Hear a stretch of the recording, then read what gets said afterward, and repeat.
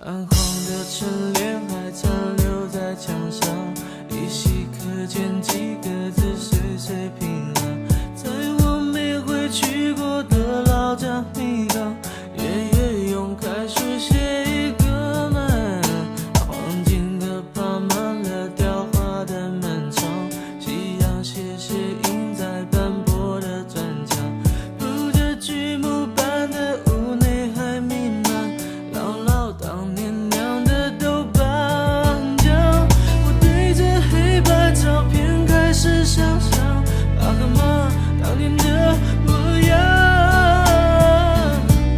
守着一个无能难依的姑娘，缓缓走过外滩。消失的旧时光依旧是山，在回忆的路上，时间变好慢，老街坊小弄当时属于那年代，白墙黑瓦的淡淡的忧伤。消失的旧时光依旧是山，回头看的片段有一些风霜，老长板旧皮箱装满了明信片的铁盒里藏着一片玫瑰花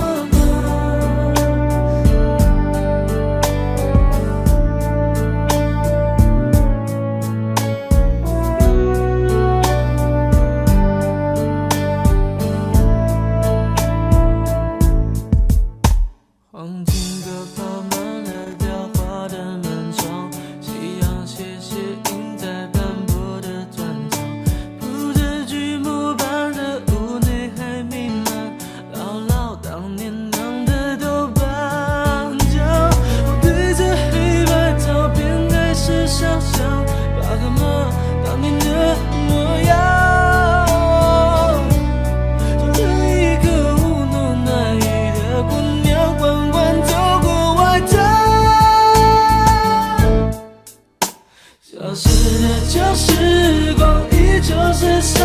在回忆的路上，时间变好慢，老街坊小弄当时属于那年代，白墙黑瓦的淡淡的忧伤。消失的旧时光依旧是山，回头看的片段有一些风霜，长房旧皮箱装满了明信片的铁盒里藏着一片玫瑰花瓣。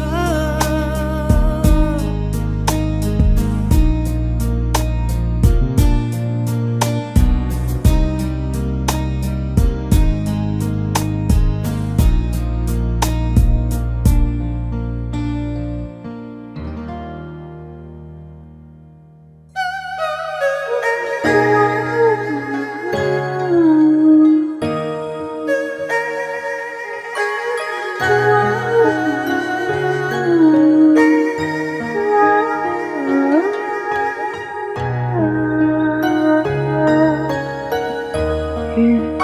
洒满